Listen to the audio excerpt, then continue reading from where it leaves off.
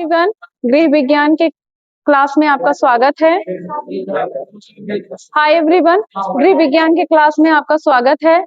आज हम देखेंगे गृह विज्ञान हमारे लिए कैसे यूज टू सब्जेक्ट है और ये इसके जरिए हम कैसे कनेक्ट कर पाते हैं खुद को। जैसा कि आप देख रहे हैं, गृह विज्ञान में मोस्टली 5 ब्रांच होते हैं। आहार एवं पोषण विज्ञान। आपको पता होगा कि इंसानों के लिए एक बड़ी फेमस कहावत है कि रोटी कपड़ा मकान हमारी मूलभूत आवश्यकताएं होती हैं। यह सब्जेक्ट कुछ ऐसा ही है जो हमें हमारी मूलभूत आवश्यकताओं से कनेक्ट करता है। जैसे इसके पहले ब्रांच में है आहार एवं पोषण विज्ञान। इस ब्रांच में हम ये पढ़ते हैं कि हम किस स्टेज में हमें कौन सा खाना लेना चाहिए। हमें अपना वेट लॉस करना है, हमें वेट गेन करना है, हमारी प्रेगनेंसी है, कोई बीमारी है, हम चाइल्ड हैं, हम एडल्ट हैं या हम किसी और स्टेज में हैं। तो उन सारी स्टेज में हमें कब कब से कौन से आहार लेने चाहिए और कौन से आहार को फूड को अपने उससे निकालना चाहिए, कौन सा हमारे लिए हार्मफुल होगा और कौन फूड हमारे रोग से लड़ने के लिए हमको हेल्प करेगा।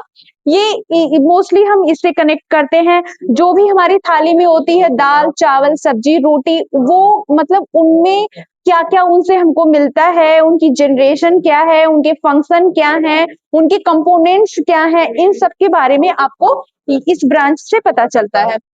दूसरा ब्रांच आपका है वस्त्र विज्ञान। अब हमने खाना खा लिया, अब दूसरी जरूरत हमारी होती है कि हम तन को अपने कैसे ढके। ये हम ह्यूमन के लिए बहुत इंपॉर्टेंट है। तो हम इस ब्रांच में हम ये समझते हैं कि मतलब वस्त्र किससे बना, इसका जनरेशन कहाँ से हुआ, इसकी हिस्ट्री क्या है, कैसे कॉटन, लिनन, रेशम, वूल, इन सारे रेशों का, इन सारे फाइबर का मतलब कैसे जनरेशन हुआ, कैसे कुछ कुछ तो फाइबर्स ऐसे होते हैं जो ग्लास से बने होते हैं या किसी मिनरल से बने होते हैं। जैसे आपने सुना होगा ब्रोकेड, जो कि बनारस का फेमस एक एम्ब्रॉयडरी है। उसमें क्या होता है कि सोने चांदी के तारों से अपनी कढ़ाई के लिए फेमस है। तो मतलब ऐसे ही वस्त्र विज्ञान में हम जानते हैं कि हमको कब किस मौसम में किस इन्वायरमेंट में कैसे वस्त्र की जरूरत है या हमको कैसे वस्त्र को कैरी करना चाहिए, कैसे जनरेट हुआ, उसका एक धागा कहाँ से जनरेट हुआ, कैसे बना, वो मिलों तक कैसे पहुंचा और मिल से, खेत से मिल और मिल से हमारे शरीर पर वो पहुंचने तक का जो सफर होता है वो हम इसमें पता करते हैं। तीसरा ब्रांच है हमारा प्रसार शिक्षा यानी एक्सटेंशन एजुकेशन।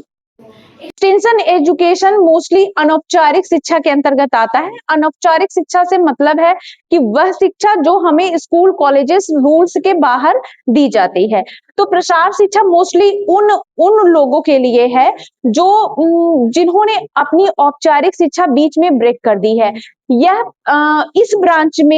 ब्रांच हमको इस बात के लिए मोटिवेट करता है कि कैसे हम अपने रिसोर्स यूज करके अपनी प्रॉब्लम को अपने से ही कैसे सॉल्व करते हैं, ये अपनी हेल्प हम कैसे करें, ये हमको प्रसार शिक्षा में। इसके अलावा गवर्नमेंट हमारे लिए क्या क्या चीजें ला रही है, हमारी हेल्प के लिए क्या सामुदायिक सेवाएं हैं, क्या योजनाएं हैं, हमारे लिए क्या कुछ गवर्नमेंट नए प्लान्स ला रही, उन प्लान्स का हम कैसे बहुत अच्छे से यूज कर सकते हैं, इन सारी चीजों का हम प्रसार शिक्षा में अध्ययन करते हैं। अगला ब्रांच हमारा है गृह प्रबंधन यानी होम मैनेजमेंट। हमने खाना खा लिया, हमने कपड़े पहन लिए, अब रहने की बारी आई, तो हम घर के अंदर की सारे इन्वायरमेंट पे जो जो भी चीजें हमको हमारे घर के अंदर मिलती हैं, चाहे वो बेडरूम हो, वॉशरूम हो, ड्राइंग रूम हो, वहां की पेंटिंग्स हो, वहां का फ्लोर हो, वहां का फर्श हो, वहां का छत हो, वहां का डेकोरेशन हो, या हमारे हमारे लाइफ को इजी बनाने वाले इंस्ट्रूमेंट हो, जो भी चीजें, उन सब का हम अध्ययन इस ब्रांच में करते हैं। नेक्स्ट ब्रांच है हमारा मानव विकास। ये थोड़ा सा ज्यादा ही इंटरेस्टिंग ब्रांच है। इसमें एक बच्चा माँ के गर्भ में मतलब फर्टिलाइजेशन, निषेचन की क्रिया होने से लेकर और वृद्धावस्था तक सारी चीजें आपके ह्यूमन डेवलपमेंट में आ जाती हैं। लेकिन इसका पीक पीक पॉइंट होता है एडोलेंस, एडल्टहुड। एडल्टहुड तक का इसमें हम मोस्टली अध्ययन करते हैं। इसमें बच्चे का शारीरिक विकास, मानसिक विकास, संवेगात्मक विकास, सामाजिक विकास, जितने भी विकास आते हैं उनका हम इस ब्रांच में अध्ययन करते हैं। और हम ये देखते हैं कि एक ह्यूमन माँ के गर्भ से लेकर अपने मृत्यु तक वो कैसे कैसे उसमें परिवर्तन आता है और वो कैसे कैसे समायोजन करता है अपनी परिस्थितियों के साथ, अपने इन्वायरमेंट के साथ, अपने सोशल इंटरेक्शन के साथ, सब सब कुछ कैसे वो तालमेल बिठाता है, इसका अध्ययन हम इस ब्रांच में कहते हैं। तो इन पांचों का अध्ययन करने के बाद हम कह सकते हैं कि यह सब्जेक्ट जो होम साइंस सब्जेक्ट है, जिसको हिंदी में हम गृह विज्ञान करते हैं, ये ऐसा सब्जेक्ट है जो हमारे बहुत यूज टू सब्जेक्ट है। मतलब इससे हम बहुत रिलेट कर पाते हैं। कहने को तो मतलब बहुत इजी है, पर आप एक बार इसको पढ़ना स्टार्ट करिए। फिर अब जैसे ये देखिए, मानव मानव विकास में सिर्फ ये नहीं आता कि बच्चे का फर्टिलाइजेशन हुआ और वो कब्र तक पहुंचा।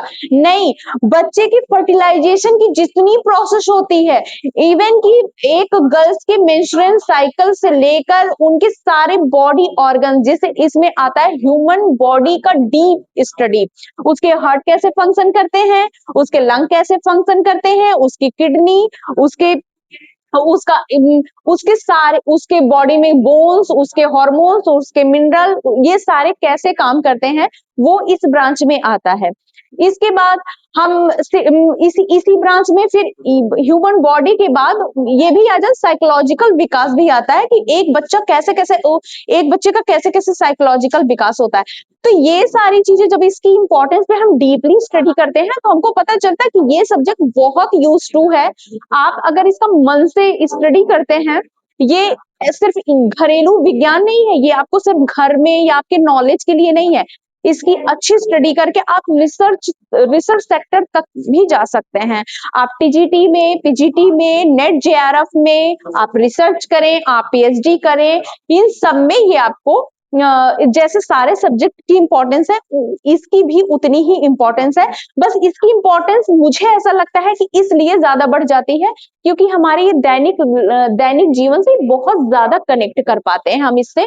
ये हमारी मूलभूत आवश्यकताओं से बहुत जुड़ा हुआ सब्जेक्ट है।